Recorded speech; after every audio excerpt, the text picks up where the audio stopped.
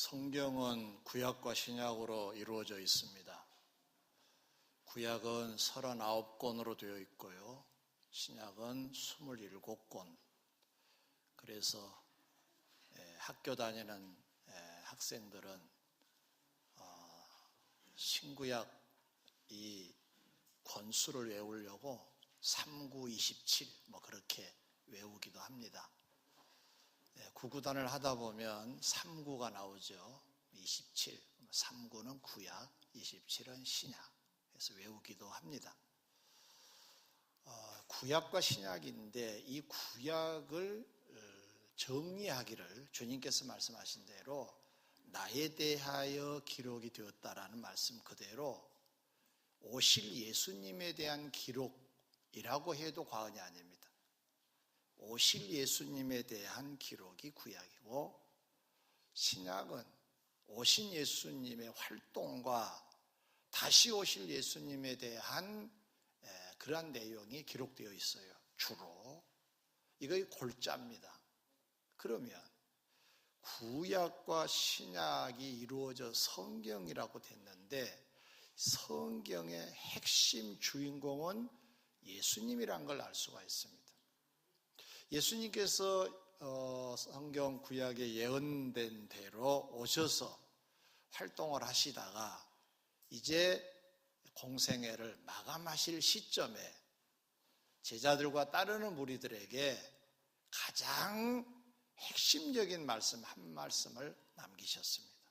그게 뭐냐? 새 계명을 주시는 내용입니다. 그게 본문입니다. 새 계명을 지키라고 하신 겁니다. 그러면 새 계명이 뭐냐? 물론 구약의 구계명과 비교해서 새 계명이라고 하는 말을 썼지만 사실상 구약의 십계명하고 어깨를 나란히 하는 계명이라는 의미예요. 그러나 더 엄밀하게 말하면 구약의 십계명도 신약의 새 계명하고 다르질 않아요. 그런데 거기는 뭐하라 뭐하지 말라 이렇게 복잡하게 되어 있어요. 이것을 주님이 요약하셔서 핵심적인 단어로 만드신 말씀이 새 계명 서로 사랑하라입니다. 따라하겠습니다. 서로 사랑하라. 근데 이 서로 사랑이라고 하는 게 얼마나 중요하냐면 이렇게 서로 사랑하게 되면 사람들이 주님의 제자 맞네 그럴 것이라는 거예요. 그럼 이 말을 우리식으로 재해석하면 서로 사랑할 때 제자로 살고 있다는 말입니다. 그러면 서로 사랑하지 않는 자로 살면 주의 제자로서의 삶은 아직 아니다라는 말씀이 되겠죠. 그리고 성경에서 사랑하게 되면 율법을 완성한 자가 된다 그랬어요. 이 말은 이런 의미입니다. 사랑을 알고 사랑할 줄 아는 사람은 성경에 하지 말라 하라라고 하는 말씀을 다 지킨 자로 여기신다는 거예요. 그만큼 중요한 것이 사랑인데 새 계명을 구체적으로 말씀을 드리면 서로 사랑입니다. 그런데 우리가 보통 사랑한다고 합니다. 여러분 가족을 사랑하시면 아멘. 네. 요즘은 핸드폰이 참 잘 나와서 거기에 사랑 마크도 여러 개가 있더라고요. 보니까 하얀 것도 있고 빨간 것도 있고 참 다양한 그림이 되어 있어요. 그래서 사랑한다라고 하는 말도 하지만 이 하트를 보내기도 하지요. 사람들은 다 사랑하며 살고 있다고 생각을 해요. 나는 누군가는 사랑하고 삽니다. 아멘 해보세요. 네, 다 사랑하면서 살고 있어요. 그러다 보니까 문제가 뭐냐 하면은 사랑하고 있는데 서로 사랑하라고 또 이거 새 계명이라고 하네? 이거 별론가? 이렇게 생각하기가 쉬워요. 근데 여기에 조심해야 됩니다. 지금 내가 사랑하고 있는 그 사랑이 주님이 말씀하시는 그 사랑하고 같은지 다른지는 따져봐야 됩니다.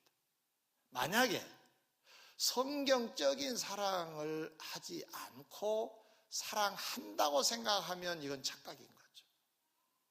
그러면 진짜 배기 사랑은 한 번도 못 알 수 있어요. 그래서 오늘은 내가 너희를 사랑한 것 같이라고 하는 이 전제를 다신 내용을 좀 헤쳐보려고 그래요. 주님이 서로 사랑하라 하시면서 그 조건이, 전제 조건이 내가 너희들을 사랑한 것 같은 사랑이다 라는 말씀이에요.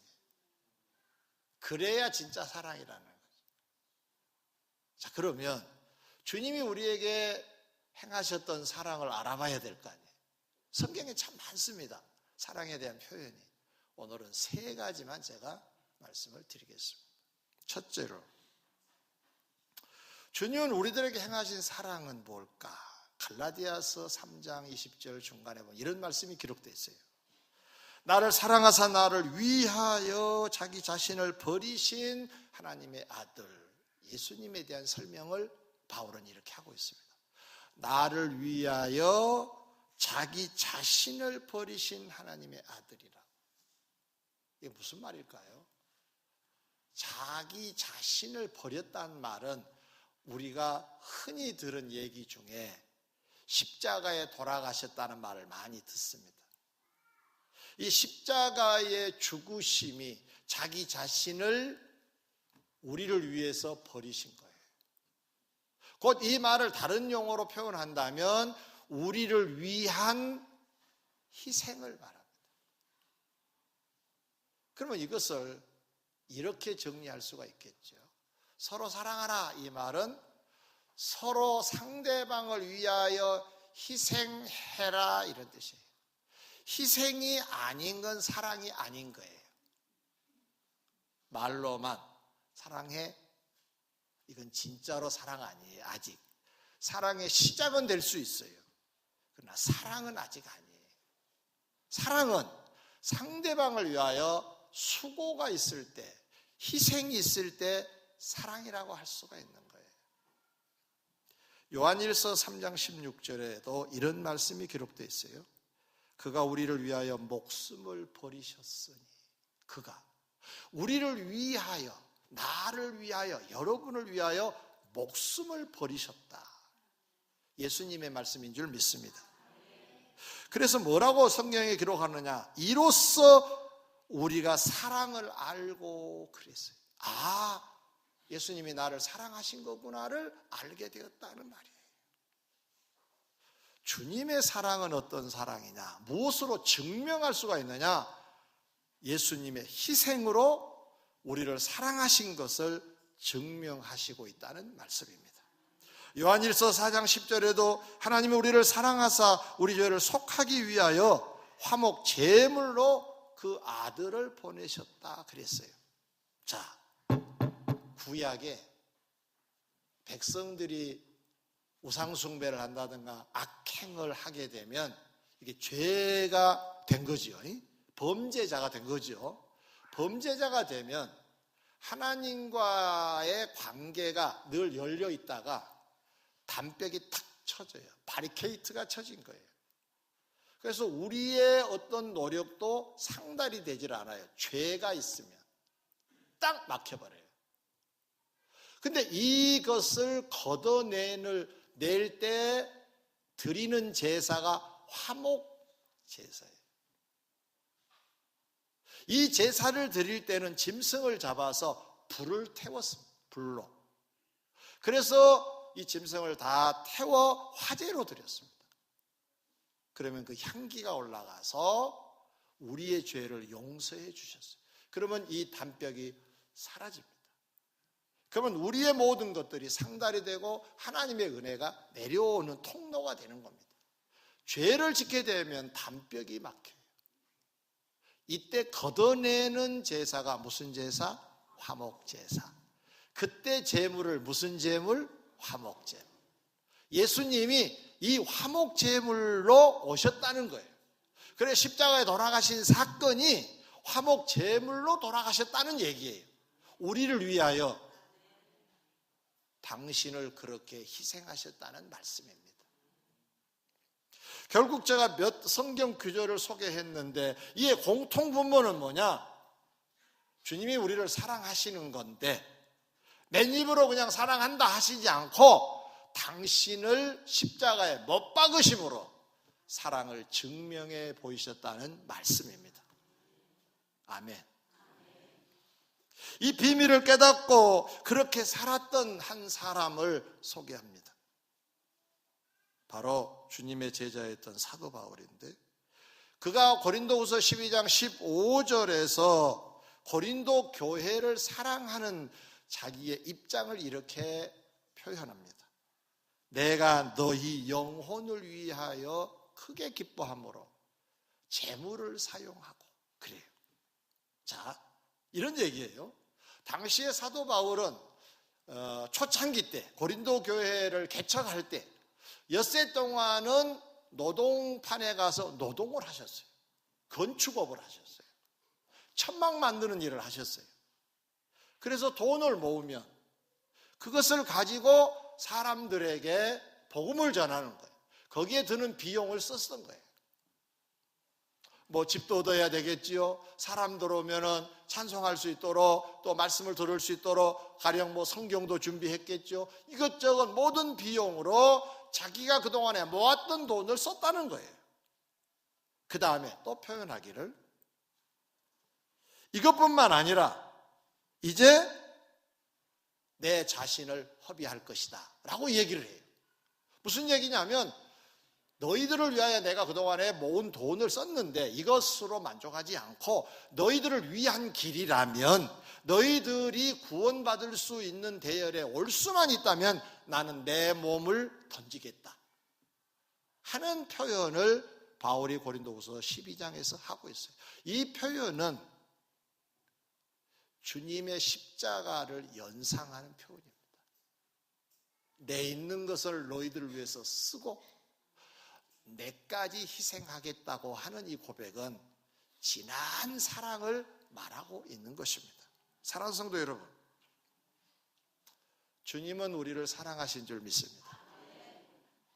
저와 여러분들을 위해서 십자가에 못 박아 돌아가셔서 화목 제물이 되셔서 지금 그래서 우리는 바로 그 주님의 이름을 가지고 기도하면 하늘에 계신 하나님께서 들어주실 줄 믿습니다.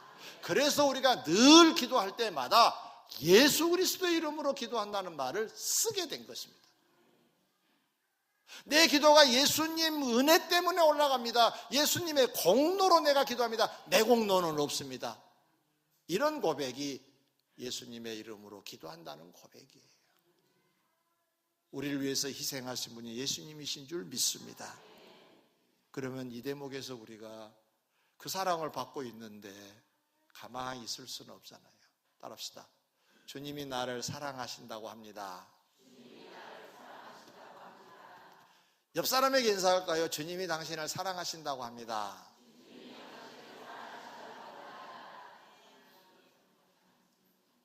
주님이 여러분을 사랑하신 걸 믿으시면 아멘. 화목 제물로 돌아가신 걸 믿으시면 아멘.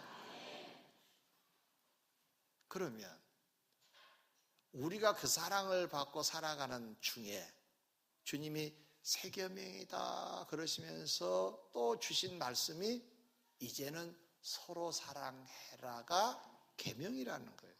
내가 너희들을 사랑한 것 같이 희생 있는 사랑을 서로 해라 이런 뜻이에요. 마태복음 25장에 보면 양과 염소 비유가 나와요. 거기에 보면 천국 비유예요 이게.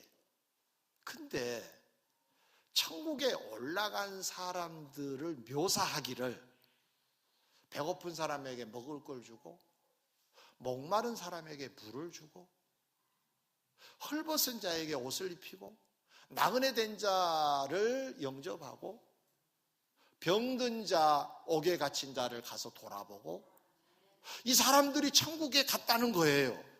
왜 이렇게 묘사했을까요? 그냥 예수 믿어서 천국 갔다 이렇게 되어 있지 않아요. 그럼 이건 뭐냐? 좁혀가면 누군가를 위해서 자기들이 희생을 한 사람들의 이름이에요. 먹을 걸 주려면 자기 걸 줘야 되겠죠. 마실 걸 주려면 내가 뭔가 준비해서 줘야 되겠지요. 옷을 입히려면 내가 갖고 있는 옷을 줘야 되겠지요. 나그네를 영접하려면 내가 가지고 있는 것으로 대접을 해야 되겠지요. 희생을 하는 사람들을 유독 강조해서 천국의 양무리로 묘사했다는데 의미심장한 대목입니다. 사랑을 실천할 줄 아는 자는 새 계명을 지킨 자인 줄 믿습니다. 그러므로 요나서 4장 11절의 말씀대로 내가 아낀 자들, 저 밖에 있는 자들이 이제 우리가 저들을 위해서 희생하는 자로 살아야 할 사람들이에요. 우리 서로를 위해서도 희생을 해야 되겠지만 우리가 지금 초대해서 올 자들을 위해서도 우리는 저들을 위한 수고가 남다르게 있어야 하는 겁니다. 아멘. 하기 싫으세요? 서로를 위해서 수고하시기 바랍니다. 밖에 있는 사람들을 위해서도 우리가 수고해야 될 줄 믿습니다. 저 밖에 있는 사람들, 지옥 갈 사람들 그렇게 해서 말하면 안 됩니다. 주님이 저들을 아끼신다고 하잖아요. 아멘. 저들에게 가서 우리가 할 수 있는 수고가 있다면 해줘야 합니다. 제가 어떤 구역 강사 성공담을 한번 들은 적이 있어요. 뭐 우리 교회는 더 잘하지만은 이 얘기는 우리 교회 얘기가 아니라 다른 교회 얘기입니다. 그분은 아침에 일찍 주일 아침에 밥을 먹는다고 합니다. 애들도 있고 뭐 집안에 할 일이 많지만 일찍 일어나서 청소도 해놓고 밥도 하고 밥 먹이고 주일 아침에 오려면 얼마나 힘드세요 다들. 특별히 아기가 있는 집은 아마 힘들 겁니다. 자칫 잘못하면 부부싸움 합니다. 네가 왜 좀 안 챙겨주냐. 이게 가장 좋은 날 싸우기 십상이에요. 참 이게 어려운 날인데 그분은 말이에요. 자기 집안일을 다 마무리하고 자기 구역 식구들 중에 들락날락하는 사람들 집을 찾아간대요. 가는 거예요. 그냥 아침에 가면 아침밥 먹고 그릇 설거지할 때쯤 된대요. 그러면 빨리 들어가서 씻고 옷 입으라고 자기가 부엌에 가서 설거지하는 거예요. 이래서 데려오고 이래서 데려오고 그 다음에 그 구역장에 희생과 수고를 먹고 성장했던 구역원이 다음에 성장해서 그 구역 강사를 닮았다고 합니다. 여러분, 이런 게 사랑이에요. 구역장이니까 구역 강사니까 하는 게 아니라 그냥 성도라면 사실 이렇게 살아야 되는 거예요. 왜냐? 이게 희생이 있는 사랑이에요. 여러분 모두 다 희생 있는 사랑을 하시기를 주의 이름으로 축원합니다. 희생이 없으면 아직 사랑 아닙니다. 희생만큼이 사랑인 것도 명심하시고 조금 더 이웃을 위해서 더 많이 수고해 보세요. 오늘도 교회에 어려운 분들이 주위에 있는지 둘러보셔야 될 겁니다. 무거운 가방을 들고 다니는지 아기를 안고 다니는지 뭔가 힘들게 보이면 여러분이 가서 도움을 줄 때 그게 사랑하는 거예요. 아멘. 아멘. 두 번째입니다. 주님께서 우리에게 행하신 사랑이란 뭘까요? 요한일서 4장 19절에는 이런 말씀이 기록되어 있습니다.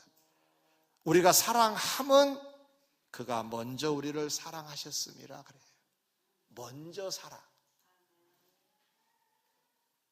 내가 주님을 사랑한 것이 아니라 주님이 나를 먼저 사랑하셨다는 거예요. 여러분 학교 다니시면서 종교 분류에 대해서 배우셨을 겁니다. 종교란 뭐냐 이런 아마 타이틀도 있었을 겁니다.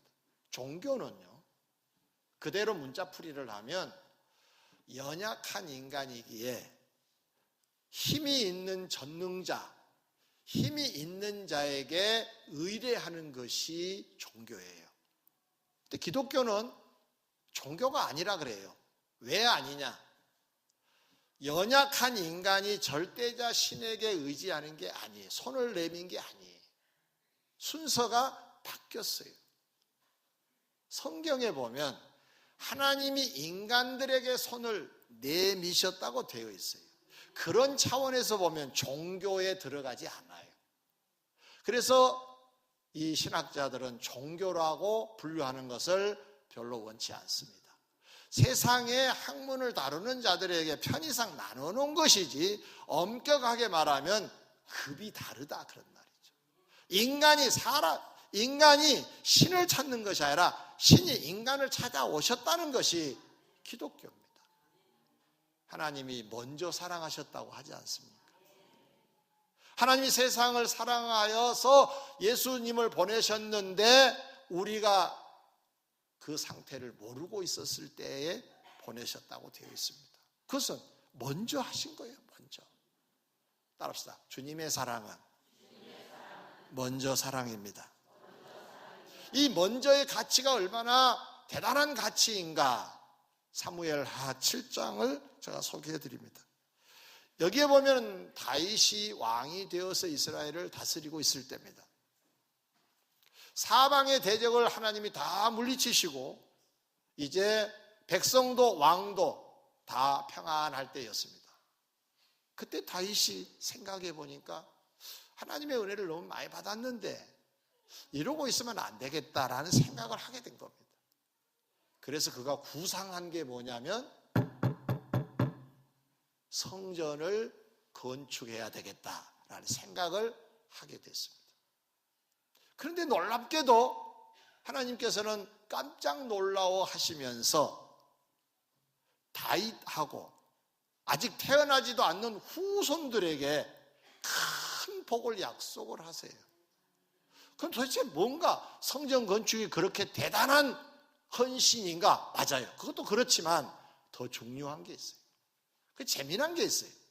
사실은 다윗은 성전 건축을 안 합니다. 아니 못 합니다. 하나님이 하지 말라 그래요. 성전 건축을 안 했어요. 안 했는데 왜 그런 복을 약속을 받았느냐? 이미 하나님이 선언해 버리셨어요. 후손들에게도 그 복을 주시겠다. 왜 그랬느냐? 잘 들으셔야 돼요. 스스로 원해서 성전 건축을 해보겠다고 한 마음 때문에 그런 거예요. 다시 말하면 하나님이 뭔가 시키셔서 이해하는 순종도 복이 되는데 시키기 전에 해보겠다고 생각을 한 것이 귀하게 보였던 거예요. 이걸 저는 먼저 헌신이라고 표현하고 싶습니다. 따라합시다. 먼저. 이 먼저 할 줄 아는 사람은 성숙한 사람입니다. 인사도 먼저 할 줄 아는 사람이 큰 사람입니다. 우리의 인사는 보통 낮은 사람이 높은 사람에게 인사한다고 그렇습니다. 그래요. 보통 사람들은 그렇습니다. 그러나 인사를 먼저 한 사람은 큰 사람입니다. 신앙이 큰 사람인 줄 믿습니다. 자, 인사해 보실까요? 네. 서로 인사해 보실까요? 네. 제가 지금 가르쳐 드렸는데도 인사 받으려고 대기하신 분들이 계세요. 네. 그 습관돼서 그래요. 습관돼서. 다시 서로 인사합니다. 반갑습니다.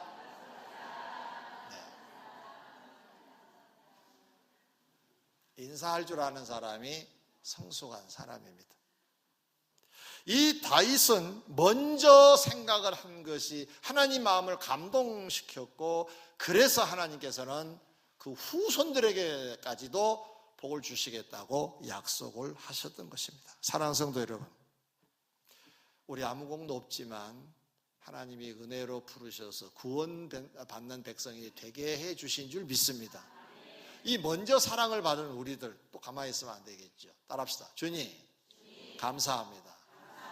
주님 감사합니다.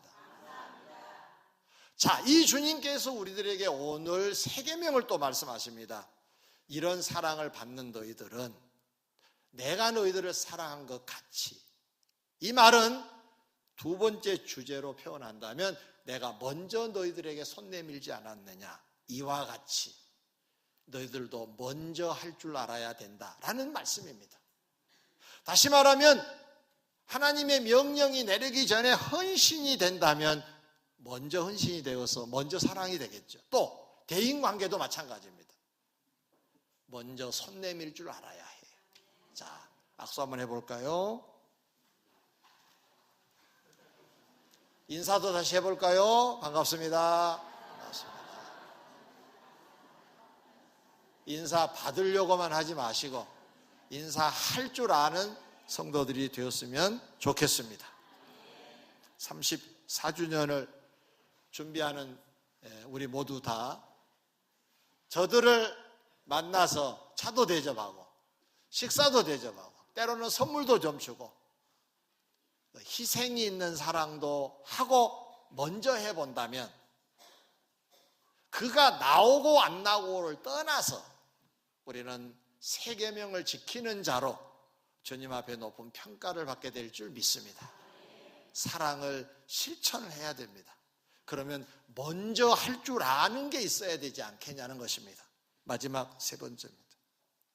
주님께서 우리들에게 행하신 사랑이란 끝으로 무엇일까?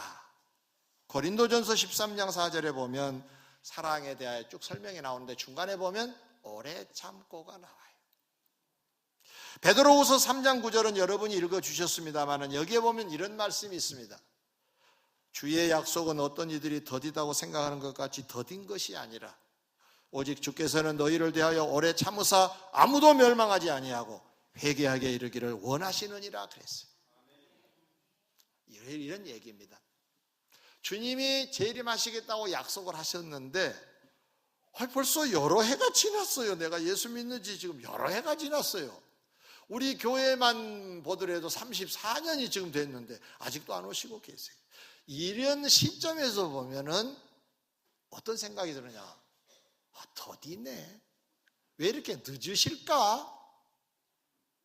그런데 주님은 다른 생각을 갖고 계신다고 말씀하고 있는 대목이에요. 그게 뭐냐? 와야 할 자가 아직 안 와서 오래 참고 계신다는 거예요. 그 마지막에 재림과 마지막에 심판의 역사를 자꾸 미루시고 계신다는 얘기예요. 오래 참고 계신다. 지금 하고 싶으시지만 저 밖에 있는 저들을 생각하셔서 기다리신다는 거예요. 주님의 사랑은 어떤 사랑이냐? 기다림의 사랑입니다. 주님의 사랑은 기다려주는 사랑이기에 우리 보고도 기다릴 줄 아는 자가 되라고 말씀하신 것입니다. 그러면 지금 한번 상상해 볼까요? 지금 주님은 마냥 기다리고 계시는데 지금 심정은 어떠실까? 심정에 대한 글이 한 몇 군데 나와요. 지금 천국에서 주님은 어떤 심정이실까? 로마서 8장에 보면 이런 말씀이 나와요. 우리를 위해서 하나님 보호자 우편에서 간구하고 계신다 그랬어요.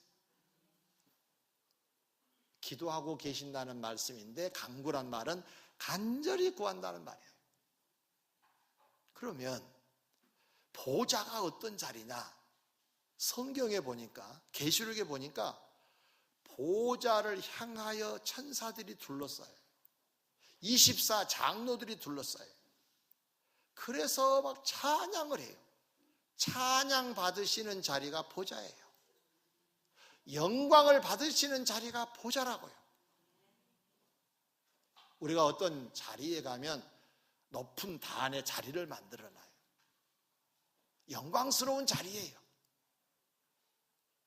근데 그 영광스러운 자리에서 영광을 받으시는 게 마땅한데 대단히 죄송한 표현이지만 안 어울리게 그곳에서 무릎을 꿇고 간구하고 계신다는 거예요. 받으실 영광을 뒤로 하시고 우리를 위하여 기다리시면서 저 밖에 서성거리고 있는 저들, 택하여진 저들을 오게 하시려고, 우리가 단단하게 살게 해주시려고 지금도 쉬지 않고 간구하고 계신다고 합니다. 아멘. 저는 이 말씀을 준비하면서 그래, 정말로 그렇다.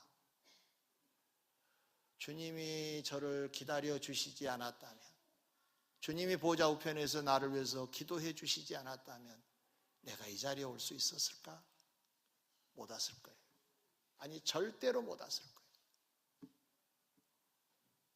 그 주님의 강구, 그 애끓은 마음으로 기도해 주시는 그 강구의 사랑이, 오래 참으시고 기다려 주시는 그 사랑이 그렇게 나를 이끌어 종의 자리에 있게 하셨구나. 아멘. 주님의 사랑은 기다림의 사랑입니다. 여러분 한번 생각을 해보실까요? 34년 교회를 막 개척할 무렵에 주님이 와버리셨다, 못 참고 안 기다리시고, 그럼 최근에 오신 분들은 다 어디 갈까요? 아이고, 아슬아슬했네요. 아슬아슬한 사람 저희 위에도 있어요. 구원을 받지 못합니다. 주님이 와버리셨으면, 기다려주시지 않으셨으면. 자, 오늘 여러분들이 거룩한 예배 자리에 오셨네요. 기다리시고 기다려주셔서 사실상 우리가 이 자리에 있게 된 거예요. 여러분들의 쌩할 때 딱 마감했으면 쌩으로 끝나요. 끝났을 거예요. 그때 기다리셔서 이 자리에 있게 된 거예요. 아멘. 다른 사례를 하나 더 듭니다. 누가복음 15장에 보면 탕자 비유가 나와요. 이런 아들이 되찾아서 이제 집으로 돌아오는 장면의 비유가 있는데, 그 집의 둘째 아들은, 집 나간 아들입니다, 아버지에게 자기 분깃을 달라고 재촉을 합니다. 그 무슨 얘기냐면, 멀쩡히 건강하게 살아계신 아버지 보고 유산 주세요. 유산은 함부로 손 벌린 게 아닙니다. 여러분 정정하신데 여러분 부모에게 유산 주세요 그래봐요. 귀싸대기 맞습니다. 돌아가실 무렵에 재산 나누죠. 그게 유산 분배하는 거죠. 근데 이 둘째 자식은 주세요. 뭐 맡겨놓은 것처럼 당당하게 달라고 줬어요. 이걸 가지고 먼 도시로 갔어요. 가깝게 있으면 신경 써지니까 멀리 도망을 가서 허랑방탕했다 그랬어요. 세상과 짝하고 마음대로 산 거야. 하고 싶은 대로 한 거야. 돈 다 나갔어. 그렇게 쓰면 돈 나가죠. 금방 없어지죠.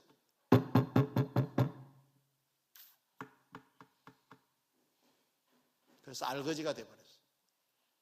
흉년까지 들었으니까 더 이상 버틸 수가 없었어요. 돼지가 먹는 음식도 못 얻어먹을 정도가 되니까 이제 집 생각이 난 겁니다. 부끄럽지만 아버지 집으로 가야 되겠다. 그런데 가서 둘째 아들 왔어요. 이렇게 할 수는 없다. 그래도 양심이 좀 있었던지 가서 종이라도 한 자리 달라 그래야 되겠다. 그럼 옵니다. 올 때 아버지가 어떻게 했는가가 기록되기를 이렇게 기록을 하고 있어요. 아직도 거리가 먼데 희미한데 아버지가 그를 보고 측은히 여겨, 불쌍히 여겨서, 짠하게 여겨서. 그게 부모예요. 이 못된 놈보다는 못 먹었을 건데가 부모 생각이. 측은히 여겨서 달려가 그랬어요. 달려가 목을 안고 입을 맞췄다 그랬어요. 그리고 집에 돌아와 하인들에게 지시합니다. 제일 좋은 옷을 내어다가 입히고 손에 가락지를 끼우고 발에 신을 신기라. 회복을 시키는 장면이에요. 그리고 살진 송아지를 끌어다가 잡으라. 동네 사람들을 초청해라. 우리가 즐기자. 죽었다가 살아온 자식이다. 자, 이 장면에서 아들이 돌아왔을 때 이렇게 좋아한 아버지, 하나님의 마음을 지금 얘기한 거거든요. 그러면 지금 아직 만나기 전에 그 주님의 마음은 어떠실까요? 편했을까요? 그렇게 달려갈 정도로 마음이 아팠다는 얘기예요. 기다렸다는 얘기예요. 마음이 불편했겠지요. 밥이 제대로 들어갔겠습니까? 자식이 나가서 화랑방탕하는 그러한 자식이 있을 때 어떻게 마음 편히 살 수가 있겠어요? 주님은 어떤 분이시냐? 지금 우리 눈에는 보이지 않지만 여전히 기다리시면서 애를 쓰고 계신 줄 믿습니다. 사랑이죠. 기다리시면서 지금 우리를 위하여 간구하고 계신다고 하잖아요. 사랑하는 성도 여러분, 이 사랑을 받고 있는 저희들 따라합시다. 주님, 감사합니다.